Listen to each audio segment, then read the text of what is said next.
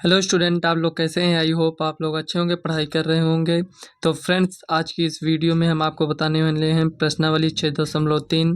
अगर आपने इसके पहले की वीडियो नहीं देखी तो आप चैनल के प्लेलिस्ट में जाकर इसके पहले की वीडियो देख लीजिएगा, नहीं तो हम इसी वीडियो के डिस्क्रिप्शन बॉक्स में इसका लिंक दे देंगे इसके पहले वीडियो का, उसमें जाकर आप देख लीजिएगा।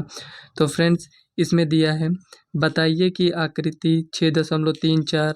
तो फ्रेंड्स, ये जो आप आकृति इसमें देख रहे होंगे, इसी सब में हमें बताना है। तो देख लेते हैं आगे हमें क्या बताना है। इसमें दिया है दिए त्रिभुजों के युग्मों में से, मतलब ये जो दो त्रिभुज दिए हैं उसी लिए इसमें दिया है युग्मों में से कौन से युग्म समरूप हैं। तो मतलब इसमें ये जो त्रिभुज दिए हैं ये सब हमें बताना है कि ये दूसरे के समरूप हैं या नहीं। इसी तरह इसमें भी दिया है, सब में दो दो त्रिभुज दिया है तो समरूप हैं कि नहीं, और उस समरूपता कसौटी को लिखिए जिसका प्रयोग आपने उत्तर देने में किया है, तथा साथ ही समरूप त्रिभुजों के सांकेतिक रूप में व्यक्त कीजिए। तो फ्रेंड्स, इसमें हमें ये बताना है कि ये त्रिभुज समरूप हैं या नहीं। तो ये तो हमें बताना है कि ये समरूप हैं या नहीं, लेकिन हमें ये भी बताना है कि मतलब ऐसा हम क्यों कह रहे हैं कि ये समरूप है या नहीं। अगर समरूप है तो किस लिए समरूप है, तो उसी हमें समरूपता कसौटी को इसमें हमें लिखना है। तो इस सवाल को हम सॉल्व करने से पहले हमें प्रमेय, इसके प्रमेय क्या कहता है उसे हमें जानना पड़ेगा। तो प्रमेय 6.3, 6.4 और 6.5 जानना जरूरी है। तो चलिए प्रमेय को हम देख लेते हैं। तो फ्रेंड्स, इसमें आप देखिए जो ये हमें प्रमेय दिया है, प्रमेय 6.3, इसमें यदि दो त्रिभुजों में संगत कोण बराबर हों तो उनकी संगत भुजाएं एक ही अनुपात में, मतलब कि समानुपाती होती हैं, और इसलिए ये त्रिभुज समरूप होते हैं।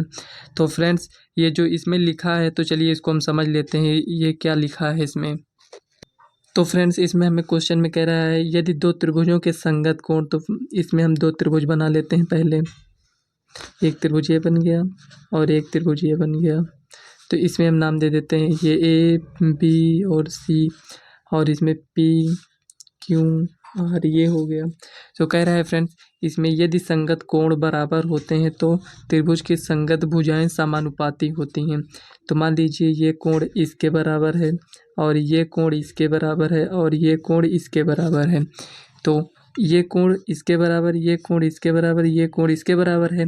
तो इसमें हम लिखेंगे त्रिभुज ए बी सी तथा त्रिभुज पी क्यू आर में। तो जो प्रमेय है फ्रेंड्स, उसी को हम यहाँ बता रहे हैं कि ये जो एंगल ए है किसके बराबर है, एंगल पी के बराबर है। एंगल बी किसके बराबर है, एंगल क्यू के बराबर है। और ये जो एंगल सी है एंगल आर के बराबर है। तो फ्रेंड्स, ये जो एंगल हम ए लिखे हैं इसको आप लिख सकते हैं सी ए बी या बी ए सी। तो कुल मिलाकर ये जो एंगल है ये बीच में आना चाहिए। जैसे एंगल ए को हमें रिप्रेजेंट करना है तो हम इसको ऐसे लिख सकते हैं एंगल बी ए सी, इस तरह भी लिख सकते हैं। और एंगल सी ए बी, इसको हम इस तरह भी लिख सकते हैं जो यहाँ शॉर्ट फॉर्म में लिखे हैं। तो इसको रहने दीजिए, अभी इसको नहीं बताना है। तो फ्रेंड्स, इसमें प्रमेय में कह रहा था यदि दोनों त्रिभुजों के संगत कोण बराबर होते हैं, तो मतलब ये संगत कोण ये इसका संगत है, ये इसका संगत है, ये इसका संगत है। तो इसके संगत कोण बराबर होते हैं तो उनकी संगत भुजाएं समानुपाती होती हैं। मतलब ये कोण की संगत जो ये भुजा है ए बी और ये भुजा पी क्यू है, ये समानुपाती होती हैं, मतलब एक ही अनुपात में होंगी। तो ए बी अपान ये इसका अनुपात पी क्यू बराबर होगा A C upon P R, A C upon P R, और बी सी अपान क्यू आर इसके बराबर होगा। तो फ्रेंड्स, ये दोनों त्रिभुज समरूप कहलाएंगे। तो त्रिभुज ए बी सी, तो हम कह सकते हैं त्रिभुज ए बी सी समरूप है त्रिभुज पी क्यू आर के।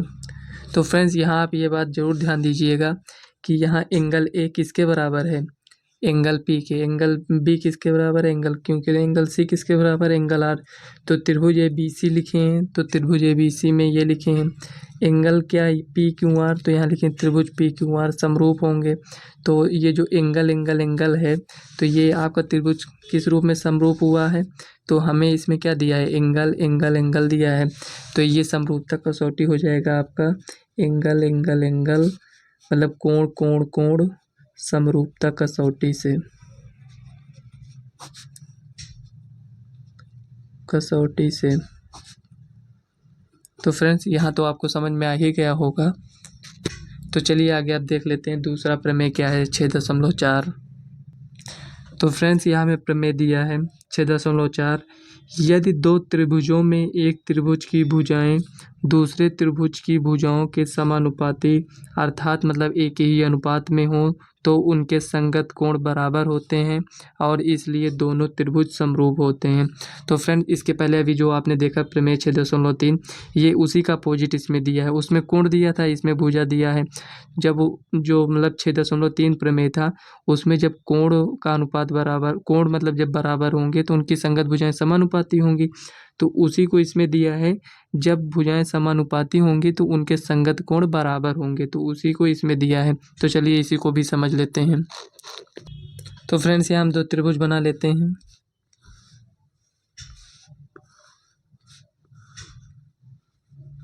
इसको ए नाम दे देते हैं, इसको बी, इसको सी, इसको पी और इसको क्यू, इसको आर। तो फ्रेंड्स कह रहा है प्रमेय में इसकी संगत भुजाएं जब समानुपाती होती हैं तो इसके संगत कोण बराबर होते हैं। तो यहाँ हम लिखेंगे त्रिभुज ए बी सी तथा त्रिभुज पी क्यू आर में। तो फ्रेंड्स इसको आप अच्छे से समझ लीजिएगा, नहीं तो आपको एक्सरसाइज वो आपको समझ में नहीं आएगी। तो देखिए त्रिभुज ए बी सी और त्रिभुज पी क्यू आर में देखेंगे तो क्वेश्चन में कह रहा है जब इसकी भुजाएं समानुपाती मतलब एक ही अनुपात में हो तो ए बी किसके अनुपात में अपान पी क्यू।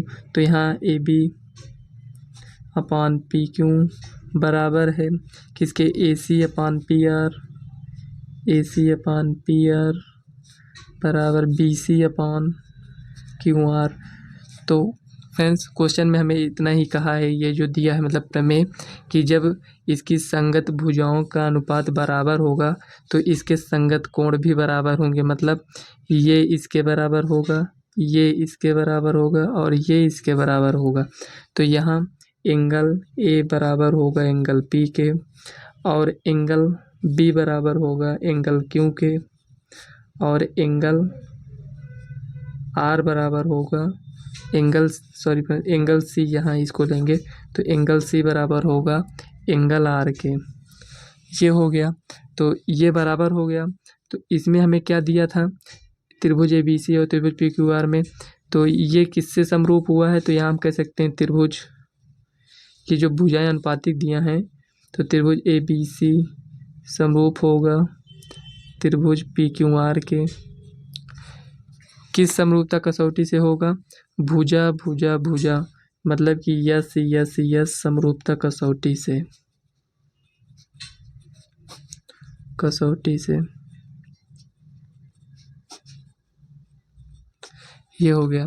तो फ्रेंड्स अगर हमें भुजाओं का अनुपात अगर बराबर मिलता है तो हम कह सकते हैं कि त्रिभुज ए बी सी और त्रिभुज पी क्यू आर समरूप हैं। तो यहाँ A B upon P Q, A C upon P R और बी सी अपान क्यू आर ये इसका अनुपात जो है ये बराबर है, तो इसलिए त्रिभुज समरूप होगा। तो ये इसमें सब में भुजा है, ये भी भुजा है, ये भी भुजा है, ये भी भुजा है, तो ये यस यस यस समरूपता कसौटी से होगा। मतलब भुजा भुजा भुजा, जो इसके पहले वाला था वो कोण कोण कोण समरूपता कसौटी से था, मतलब कि एंगल एंगल एंगल। तो चलिए 6.5 प्रमेय देख लेते हैं। तो फ्रेंड्स ये जो प्रमेय दिया है 6.5, तो ये जो प्रमेय है फ्रेंड्स ये आपके बुक में ही है। इसमें दिया है यदि एक त्रिभुज का एक कोण दूसरे त्रिभुज के एक कोण के बराबर हो तथा इन कोणों के अंतर्गत करने वाली भुजाएं समानुपाती हो तो दोनों त्रिभुज समरूप होते हैं। तो फ्रेंड्स ये जो इसमें दिया है इसको समझने के लिए यदि एक त्रिभुज का एक कोण दूसरे त्रिभुज के एक कोण के बराबर हो, मतलब एक त्रिभुज का एक कोण और दूसरे त्रिभुज के एक कोण के बराबर हो तथा इनके अंतर्गत मतलब ये जो अंतर्गत करने वाली भुजाएं ये जो है ये मेन है, इसको समझिए आप। अंतर्गत करने वाली भुजाएं समानुपाती हों तो दोनों त्रिभुज समरूप होते हैं। तो चलिए इसको हम समझ लेते हैं इसमें अंतर्गत का क्या मतलब है। तो फ्रेंड्स इसमें भी हम दो त्रिभुज बना लेते हैं, एक त्रिभुज ये हो गया और एक त्रिभुज ये हो गया। इसको हम पी नाम देते हैं, इसको क्यों, ये आर, ये ए है और ये बी है। तो फ्रेंड्स प्रमेय में आपसे कह रहा है यदि एक त्रिभुज का एक कोण और दूसरे त्रिभुज का एक कोण बराबर हो और इसके अंतर्गत करने वाली भुजाएं, मतलब इस कोण के अंतर्गत कौन सा है, ये वाली भुजा है और ये वाली भुजा है। इस कोण के अंतर्गत ये वाली भुजा है, ये मतलब पी क्यू है और पी आर है। और इस कोण के अंतर्गत कौन सा है, ए बी है और ए सी है। तो वही कह रहा है प्रमेय में, यदि दो त्रिभुज ये इसका कोण और इसका कोण बराबर हो और इन दोनों त्रिभुज के अंतर्गत करने वाली भुजाओं का अनुपात, मतलब कि P Q upon A B और P R upon A C ये बराबर हो, तो अब त्रिभुज पी क्यू आर और त्रिभुज ए बी सी एक दूसरे के समरूप होंगे। तो उसी को हम यहाँ लिखेंगे, त्रिभुज पी क्यू आर तथा त्रिभुज ए बी सी में। ये हो गया। तो फ्रेंड्स इसमें हम क्या लिखेंगे, हमें क्या दिया, एंगल ए बराबर है किसके, एंगल पी बराबर है, ये पी है, एंगल किसके बराबर है, एंगल ए के। ये बराबर हो गया और इसके अंतर्गत करने वाली भुजाएं, मतलब ये वाली भुजाओं का अनुपात इसका अनुपात और ये अनुपात इसका अनुपात बराबर हो, मतलब कि P Q upon A B, P Q upon A B बराबर A C upon P R upon A सी, मतलब ये अंतर्गत करने वाली भुजाएं हैं। तो इसका अनुपात बराबर होगा और एक कोण बराबर होगा, तब त्रिभुज पी क्यू आर समरूप होगा त्रिभुज ए बी सी के। तो फ्रेंड्स यहाँ तक आपको ये प्रमेय समझ में आ गया होगा। तो ये किस समरूपता कसौटी से है ये आपको बताना जरूरी है, क्योंकि क्वेश्चन में आपसे कहा गया है कि अगर ये समरूप आप बता रहे हैं तो इसकी समरूपता कसौटी बताइए कि ये किस लिए समरूप हैं। तो इसमें आप देख सकते हैं ये क्या है, आप कहेंगे भुजा है, बीच में क्या है, कोण है, उसके बाद ये क्या है, भुजा है। तो भुजा कोण भुजा मतलब साइड एंगल साइड, तो यहाँ लिखेंगे यस ए यस, साइड एंगल साइड मतलब भुजा कोण भुजा समरूपता कसौटी से, कसौटी से। ये हो गया। तो फ्रेंड्स अगर आपने ये तीनों प्रमेय समझ लिया है तो आप क्वेश्चन को आसानी से सॉल्व कर पाएंगे। तो चलिए क्वेश्चन को सॉल्व कर लेते हैं। तो फ्रेंड्स चलिए क्वेश्चन को एक बार और पढ़ लेते हैं। प्रश्नावली 6.3 बताइए कि आकृति 6.34 में दिए त्रिभुजों के युग्मों में से कौन कौन से युग्म समरूप हैं। उस समरूपता कसौटी को लिखिए जिसका प्रयोग आपने उत्तर देने में किया है तथा साथ ही समरूप त्रिभुजों के सांकेतिक रूप में व्यक्त कीजिए। तो फ्रेंड्स जो इसमें पहला क्वेश्चन है, तो चलिए इसको हम सॉल्व कर लेते हैं। इसमें दिया है ये 60 है, ये 80 है, ये 40 है, ये 60 ये 80 ये 40। तो ये त्रिभुज ए बी सी और त्रिभुज पी क्यू आर है। तो ये संगत कोण ए का संगत कोण क्या है, एंगल ए का, एंगल पी, एंगल बी का संगत कोण क्या है, एंगल क्यू है, एंगल सी का संगत कोण क्या है, एंगल आर है। तो फ्रेंड्स इसमें हम कह सकते हैं कि एंगल ए ए ए, मतलब ये देखिए इसमें ए ए ए मतलब कि कोण कोण कोण, इसमें भी कोण कोण। तो इसमें हम समरूप इसको किस लिए दिखा सकते हैं, इसमें कोण सभी का बराबर है, मतलब जिसका संगत कोण इसमें बराबर है। तो हम कह सकते हैं कि त्रिभुज ए बी सी और त्रिभुज पी क्यू आर समरूप हैं। लेकिन समरूपता कसौटी हम कैसे लिखेंगे, एंगल एंगल एंगल समरूपता कसौटी से। तो चलिए इसी को हम कॉपी में लिख लेते हैं। तो फ्रेंड्स यहाँ हम चलिए त्रिभुज को बना लेते हैं। जो हमें त्रिभुज यहाँ दिया था ये इस तरह दिया है, ये दिया, ये कितना है 80 है, ये 40 है और ये आपका 60 दिया है। इसमें दिया है ये 60, ये 80 दिया है और ये 40 है। त्रिभुज का नाम दिया है ए बी सी और ये दिया है पी क्यू आर। ये हो गया। तो फ्रेंड्स यहाँ हम लिखेंगे त्रिभुज ए बी सी, ये आपका फर्स्ट है त्रिभुज ए बी सी तथा त्रिभुज पी क्यू आर में। ये हो गया। तो इसमें आप देख सकते हैं एंगल ए एंगल बी के बराबर, मतलब संगत कोण बराबर है। तो एंगल ए बराबर एंगल पी, किस लिए बराबर हैं, दोनों 60 हैं। और एंगल बी बराबर है एंगल क्यू के, ये कितना है 80 है। किस लिए बराबर है ये आपको लिखना पड़ेगा, एंगल सी बराबर है एंगल आर के, ये 40 है। तो त्रिभुज के तीनों कोणों का योग 180 होता है। तो आप इसको जोड़िए, 8 4 12 6 18 मतलब 180। देखिए इसमें भी उतना ही होगा, तो ये बराबर हैं। तो हम कह सकते हैं कि त्रिभुज ABC समरूप होगा त्रिभुज PQR के। किस लिए समरूप होगा? एंगल, इसमें देखिए सब में एंगल एंगल है, तो एंगल एंगल एंगल समरूपता कसौटी से।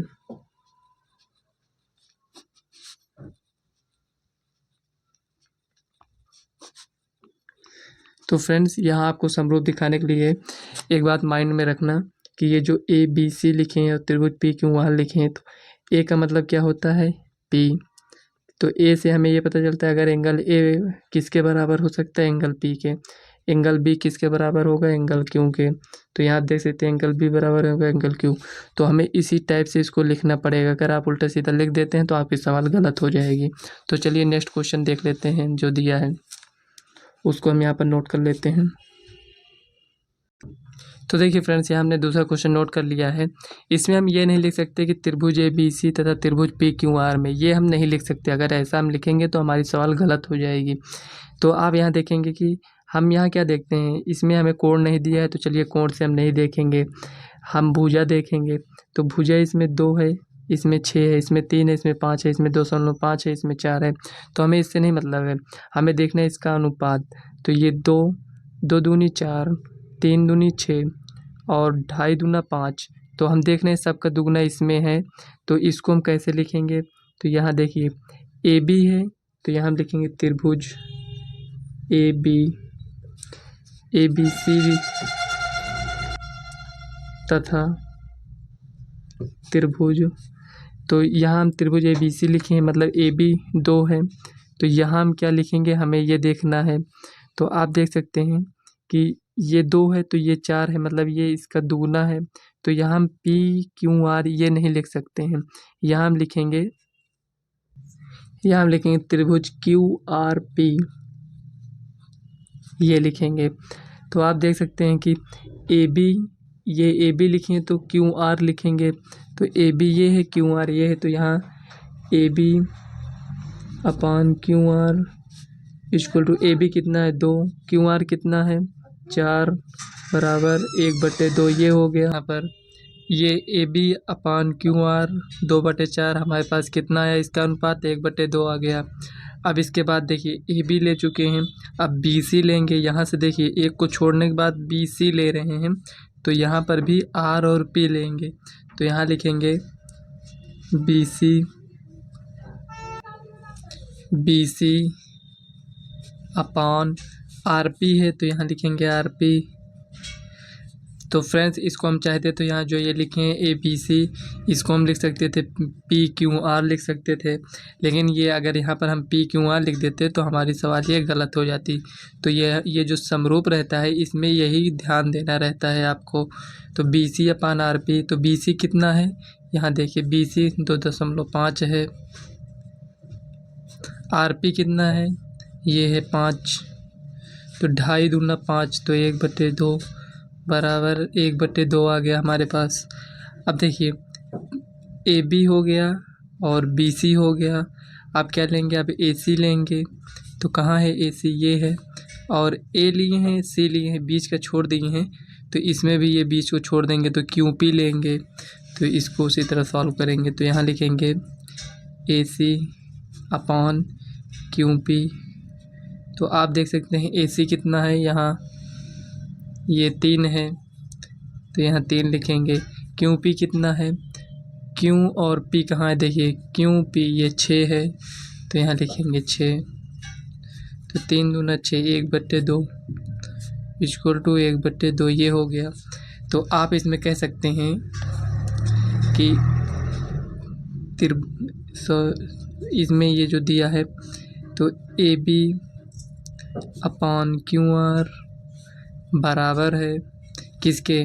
BC upon RP equal to AC upon QP। कितना है सब? 1/2 है। तो तो फ्रेंड्स यहाँ आपको दिख रहा होगा ये भी भुजा है और ये भी भुजा है, ये भी भुजा है। तो इसमें ये तो समरूप हो जाएगा त्रिभुज। इसमें हम लिखेंगे त्रिभुज ABC। जब हमें ये सब बराबर मिल गया तो हम कह सकते हैं त्रिभुज ABC समरूप है त्रिभुज QRP के समरूप है। तो ये कैसे समरूप हुआ? तो ये भी भुजा है, ये भी भुजा है और ये भी है। तो यहाँ हम लिखेंगे यस यस यस, मतलब भुजा भुजा भुजा समरूपता कसौटी से।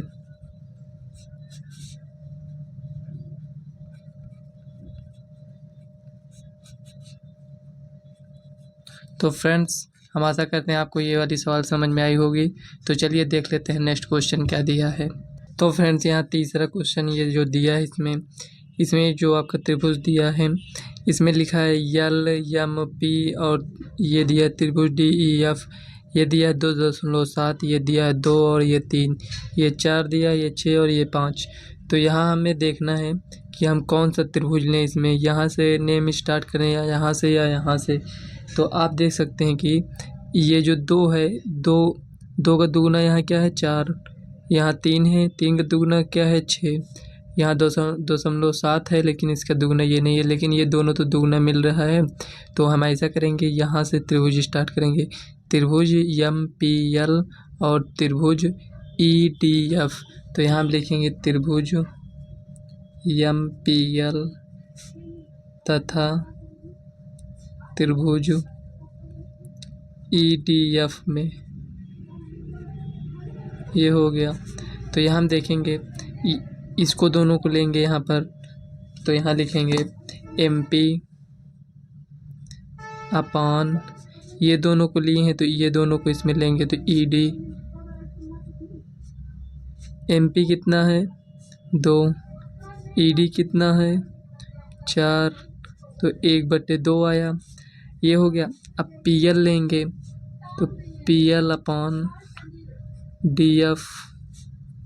तो PL कितना है 3 है और DF ये 6 है, तो 3 दूना 6, तो 1/2।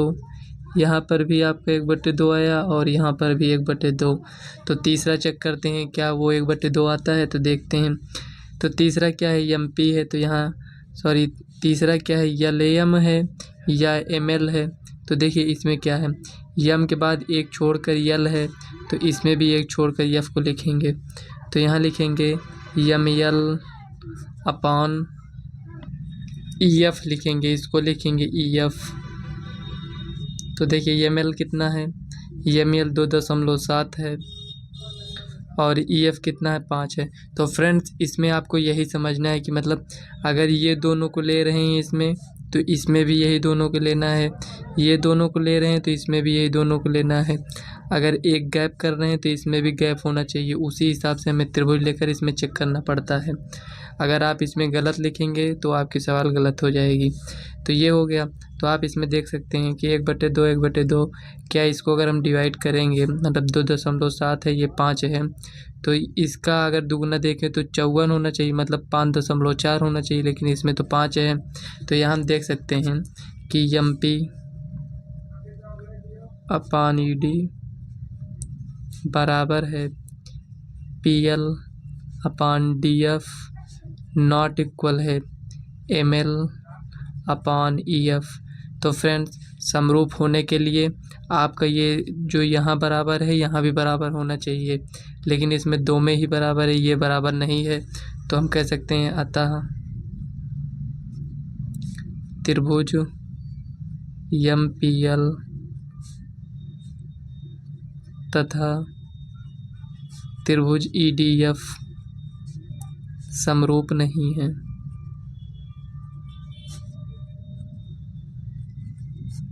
जब ये समरूप नहीं है तो इसमें हम यस यस यस या यस या ए समरूपता कसौटी नहीं लिखेंगे, क्योंकि ये जब समरूप ही नहीं है तो उसमें कोई कसौटी काम ही नहीं करेगा। तो चलिए नेक्स्ट क्वेश्चन देख लेते हैं क्या दिया है। तो फ्रेंड्स यहाँ देखिए चौथी सवाल है, इसमें क्या करना है हमें, इसमें भी वही बताना है कि समरूप है कि नहीं है। तो इसमें हम क्या लिखेंगे, इसमें देखिए आपको एक कोण दिया है और 2 भुजाएं दिया है। तो ये आपका प्रमेय 6.5 का है, उसमें क्या है यस ए एस है, तो ये भुजा कोण भुजा, तो वही कसौटी लगेगा। अगर ये समरूप होगा तो हम लगाएंगे, नहीं होगा तो नहीं लगाएंगे। तो इसको चेक करेंगे पहले ये है या नहीं। तो चलिए इसको हम चेक कर लेते हैं। तो फ्रेंड्स इसमें हम कौन सा त्रिभुज लेंगे, सबसे पहले ये चेक करते हैं कि हमें इसमें कौन सा त्रिभुज लेना है। मतलब त्रिभुज तो दो ही है, लेकिन नेमिंग हमने कहाँ से देना है, मतलब यन यम यल लिखें कि यम यन यल लिखें या यल यन यम लिखें। तो फ्रेंड्स ये आपका समरूप त्रिभुज है। इसमें आपको मतलब ये जो चैप्टर आप पढ़ रहे हैं ये समरूप त्रिभुज से रिलेटेड ये चैप्टर ही है, तो उसमें आपको ये थोड़ा समझ कर ही लेना पड़ेगा। ये नहीं कि मतलब हम कुछ भी ले लें, यम यन यल लिख लें या यल यन यम लिख लें। वैसे भी आप त्रिभुज में लिख सकते हैं कि त्रिभुज ए बी सी, या त्रिभुज लिख सकते हैं सी ए बी, ऐसे लिख सकते हैं अगर कोई ऐसा त्रिभुज है। लेकिन ये समरूप आप चैप्टर पढ़ें, ये समरूप त्रिभुज से रिलेटेड है, तो यहाँ आप इसको इधर उधर नहीं ले सकते हैं। तो इसीलिए इसमें हम देखेंगे कौन सा त्रिभुज लेना है। तो देखिए फ्रेंड ये 2.5 है, तो इसका दुगना यहाँ हम देखेंगे क्या है 5 है, ये 5 है, इसका दुगना क्या है 10 है। तो ये कोण कितना है 70 है, वही कोण ये यहाँ पर क्या है 70 है। तो हमें ऐसा लेना है इसमें कि ये 5 ये इसका दुगना है, तो यहाँ से अगर इसको हम शुरू करेंगे तो यन यम यल लेंगे। तो पहले क्या आया यहाँ 2.5 आया, उसके बाद ये 5 आया, मतलब ऐसे यहाँ से यहाँ गए तो 5 आ गया। तो उसी तरह इसमें हम आएंगे तो 5 आया, उसके बाद ये 10 आ गया। तो इसमें जो हम लेंगे यन यम यल लेंगे, और इसमें जो लेंगे पी क्यू आर लेंगे। तो यहाँ लिखेंगे त्रिभुज यन यम यल तथा त्रिभुज पी क्यू आर। तो हमने इसको क्यों लिया, देखिए यन यम कितना है 2.5 है, पी क्यू कितना है 5 है, मतलब इसका दुगना है, और ये 10 जो है क्यू आर है, तो ये क्यू आर मतलब एक छोड़ने के बाद कितना है क्यू आर है, तो इसमें भी उसी को लेंगे। यम यल कितना है यहाँ देखिए 5, इसका दुगना क्या है 10 है, तो उसी हिसाब से आपको लेना पड़ेगा इसमें। तो चलिए इसको हम सॉल्व करते हैं। तो यन यम है अपान पी क्यू लिखेंगे, यन यम कितना है 2.5 है, पी क्यू कितना है यहाँ देखिए 5 है, तो 2.5 का दुगना करेंगे तो 5 आएगा, तो 1/2। और हमें क्या दिया है यम यल दिया है, यम यल एक छोड़ने के बाद यम यल लिए, तो इसमें भी उसी तरह लिखेंगे यम यल अपान क्यू आर। तो यम यल कितना है 5 है, क्यू आर कितना है 10 है, तो इसको डिवाइड करेंगे तो कितना आएगा 1/2। और हमारे पास एक कोण है, ये कोण कितना है एंगल यम, एंगल यम किसके बराबर है एंगल क्यू के बराबर है। तो यहाँ आप देख सकते हैं यहाँ पर एंगल यम है, तो ये एंगल यम बीच में है, तो एंगल क्यू भी देखिए यहाँ हमने बीच में लिया है, तो ये बराबर होगा किसके 70 बराबर है। तो देखिए यहाँ हमें क्या मिला, यहाँ हमें इसका अनुपात बराबर मिल गया, और इसका अनुपात जो इसके पहले वाली आपने सवाल देखा उसमें 2 का तो अनुपात हमें मिल गया था, लेकिन उसमें कोण भी नहीं दिया था, और जो दूसरी भुजा का अनुपात था वो बराबर नहीं था, इसलिए वो समरूप नहीं था। इसमें क्या है इसमें, और इसमें हमें कोण भी दिया है, ये देखिए। तो ये कोण जो दिया है और ये जो भुजा का अनुपात, तो ये आपका क्या है प्रमेय 6.5 का है। उसमें क्या था मतलब 2 भुजाओं का अनुपात बराबर होना चाहिए और एक कोण बराबर होना चाहिए।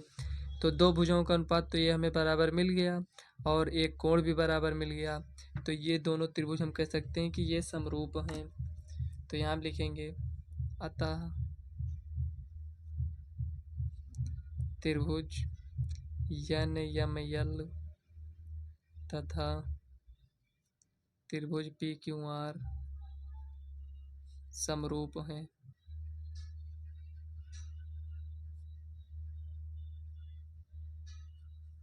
तो फ्रेंड्स ये जो यन यम यल लिखे हैं ये तो पढ़ने में नहीं सही लग रहा होगा कि यन यम यल लिखें, डायरेक्ट हम लिख सकते थे यल यम यन और त्रिभुज पी क्यू आर, तो यहाँ इस तरह लिखे हैं। तो ये जो यन यम यल लिखे हैं, तो इसको लिखने का यहाँ पर रीजन है, अभी हमने आपको बताया है। चाहते तो हम इसको यल यम यन लिख देते, डायरेक्ट ही लिख देते, लेकिन यहाँ नहीं लिख पाते। अगर यन यम यल जो लिखा है, अगर इसको हम यल यम यन लिखते यहाँ से, मतलब यल यम यन लिखते, तो ये जो लिखा है इसको हमको अपोजिट लिखना पड़ता, मतलब कि आर क्यू पी लिखना पड़ता। इसीलिए हम इसको एक को अपोजिट किए हैं, क्योंकि समरूप में यही रूल है कि मतलब आप यहाँ से देखकर इसको सॉल्व कर सकते हैं कि यहाँ यह नियम लिए हैं तो इसको दोनों को लेंगे। तो अगर यहाँ पर आप ये त्रिभुज लेते समय अगर आप गलत कर देंगे तो ये आपका सही नहीं आएगा। तो ये जो त्रिभुज आपका समरूप है ये किस कसौटी से आया है? ये आया है यस ए यस। यस ए यस क्या है? भुजा कोण भुजा। देखिए भुजा लिए, उसके बाद कोण है, उसके बाद भुजा है, तो यहाँ समझ लीजिए ऐसे भुजा कोण भुजा, तो वही ये लिखा है भुजा कोण भुजा समरूपता कसौटी से, कसौटी से।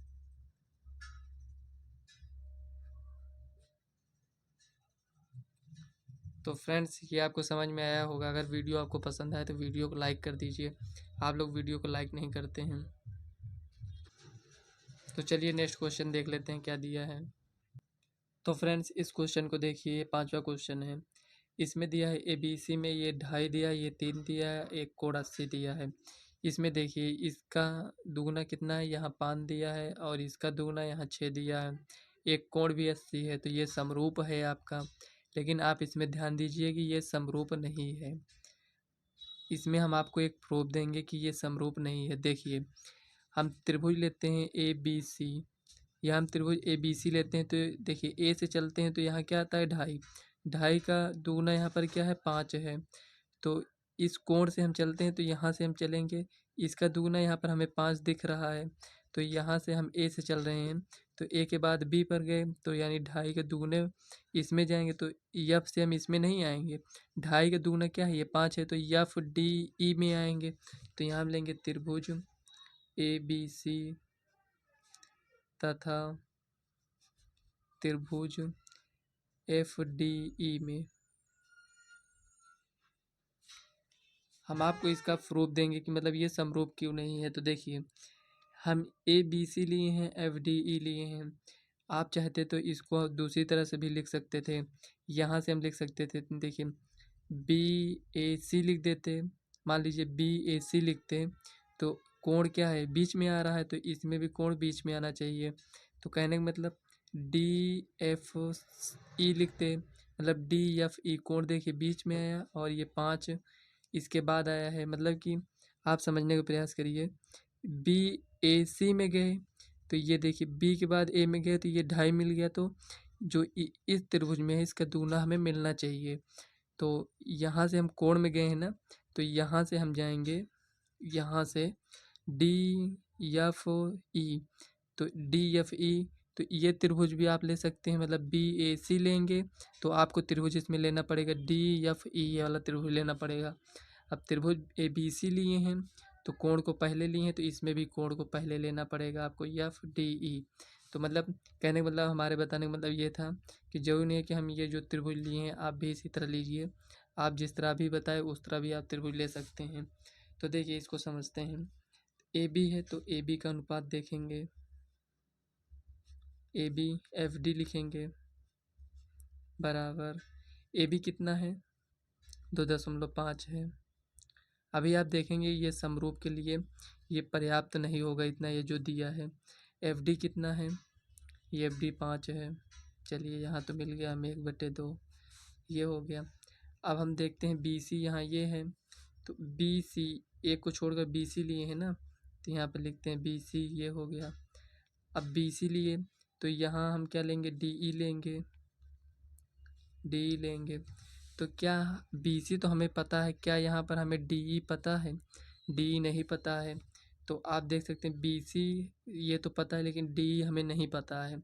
आप कहेंगे ये 3 है, ये अगर हम इस तरह त्रिभुज लेते तो ये 6 हो जाता, लेकिन यहाँ हम नहीं ले पाएंगे क्योंकि हम कोण के हिसाब से चल रहे हैं। तो यहाँ पर ये कोण बीच में है तो ये भी बीच में, ये जो त्रिभुज लिए हैं उसमें भी आना चाहिए।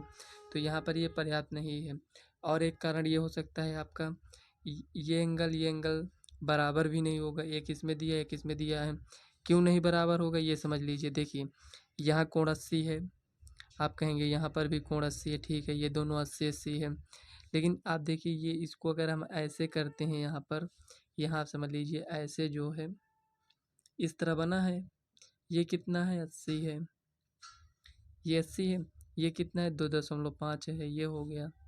अब इसमें देखिए ये कैसे बना है, ये आप देखेंगे ये इस तरह बना है, मतलब ये ऐसे बना है, ये कितना है 80 है, ये कितना है 5, ये इधर हमें दिया है, ये 5 है, ऐसे आप समझ लीजिए ये 5 है, ठीक। अब ये कितना है, मतलब ये कोण जो ऐसे है वी के आकार का, ये उसी तरह हम बनाए हैं तो ये 6 है। तो देखिए कोण के इधर 6 है, कोण की इधर कितना है 5 है, लेकिन कोण की इधर कितना है 2.5 है, लेकिन कोण की साइड हमें कोई नहीं, भुजा का मतलब माप हमें नहीं दिया है। तो कहने का मतलब ये जो अंतर्गत कोण के ये जो इधर है ये इधर है, इसे कहते हैं अंतर्गत भुजा। तो इसके अंतर्गत भुजा में हमें एक का ही पता है, एक नहीं पता है, लेकिन इसमें देखिए हमें दोनों का पता है, तो इससे भी हम पता कर सकते हैं कि ये समरूप नहीं है। तो यहाँ हम लिखेंगे आता है त्रिभुज ए बी सी समरूप त्रिभुज एफ डी ई नहीं है। यहाँ लिख दीजिए आप तथा नहीं है, ये हो गया। तो यहाँ हमने आपको बताया, इससे भी आप पता कर सकते हैं। और जो ये अंतर्गत भुजा है ये एक तो पता है, एक नहीं पता है, इसमें हमें दोनों का पता है। और इसके पहले जो आपने सवाल लगाया उसमें आप देखेंगे दोनों का हमें पता रहेगा। तो हम आशा करते हैं आपका डाउट क्लियर हो गया होगा इसमें। फिर भी अगर आपको कोई डाउट है इसमें तो फ्रेंड्स आप कमेंट करिएगा, हम आपको इसका रिप्लाई ज़रूर देंगे। तो चलिए नेक्स्ट क्वेश्चन देख लेते हैं क्या दिया है। तो फ्रेंड्स ये वाली देखिए क्वेश्चन, ये 6वां सवाल है, पहले की 6वां सवाल। इसमें हमें दिया है त्रिभुज डी ई एफ और त्रिभुज पी क्यू आर, ये हमें दिया है। तो इसमें ये हमें दो कोण दिया है और इसमें भी दो कोण दिया है। तो क्या ये हम क्या पढ़े हैं, त्रिभुज की समरूपता कसौटी, मतलब एंगल एंगल एंगल, मतलब तीनों कोण बराबर होने चाहिए। तो क्या इसमें आपको तीनों कोण बराबर दिख रहे हैं? तो लेकिन तो इसमें हमें तो दो ही कोण पता है। तो क्या जब दो कोण हमें पता है तो क्या तीसरा कोण हम ज्ञात कर सकते हैं? ज्ञात कर सकते हैं। इसमें भी हम तीसरा कोण ज्ञात कर लेंगे। तो फ्रेंड्स अगर किसी भी त्रिभुज में अगर दो कोण, जैसे इसमें देखिए 80 है, इसमें भी 80 है, इसमें 70 है, इसमें नहीं दिया है, तो ये वाला कोण हम कैसे ज्ञात करेंगे? त्रिभुज के तीनों कोणों का योग कितना होता है? 180 होता है। तो यहाँ त्रिभुज के तीनों कोणों का योग 180 हमें पता चल गया। दो कोण तो हमें दिया है, तो 8 7 15, तो 150 होता है। मतलब इसको जोड़ दिए तो कितना है 150। तो 180 में से 150 को माइनस करेंगे तो हमारे पास 30 आ जाएगा। तो यहाँ कितना हुआ? 30 हुआ। उसी तरह ये 8 3 11 मतलब 110। तो 180 में से 110 को माइनस करेंगे तो ये आएगा हमारे पास 70। ये हो गया। तो फ्रेंड्स देखिए इसमें हम कौन सा त्रिभुज लेंगे? त्रिभुज डी ई एफ लेंगे और त्रिभुज पी क्यू आर लेंगे। तो देखिए इसमें हमने सीधे सीधे क्यों लिया है, आप इसमें देख सकते हैं कि डी में कौन कोण है? 70 है। पी में कौन? 70 है। ई में 80 है। क्यू में 80 है। एफ में 30 है, आर में 30 है। तो इसीलिए हम इसको सीधा सीधा ले लेते हैं। तो त्रिभुज डी ई एफ तथा त्रिभुज पी क्यू आर में, तो यहाँ देखिए एंगल डी बराबर है एंगल पी के कितना है? 70 है। और एंगल ई बराबर है एंगल क्यू के, तो कितना है? 80 है। और एंगल एफ बराबर है एंगल आर के, कितना है? 30 है। तो फ्रेंड्स हम कह सकते हैं त्रिभुज डी ई एफ समरूप होगा त्रिभुज पी क्यू आर के। तो ये किससे बराबर हुआ है सब? ये एंगल एंगल एंगल समरूपता कसौटी से।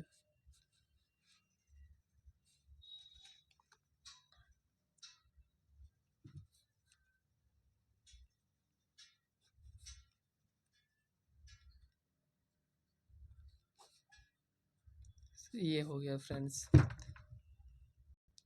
तो फ्रेंड्स जितना डिटेल हो सका है उतना डिटेल से हमने आपको समझाने का प्रयास किया है। फिर भी अगर कोई डाउट है तो आप कमेंट करिएगा। तो फ्रेंड्स इस वीडियो को हम यहीं तक रखते हैं। अगर वीडियो आपको पसंद आए तो वीडियो को लाइक व चैनल को सब्सक्राइब कर लीजिएगा। और इस वीडियो को अपने फ्रेंड्स को ज़्यादा से ज़्यादा शेयर करिएगा। तो चलिए मिलते हैं नेक्स्ट वीडियो में, तब तक के लिए बाय।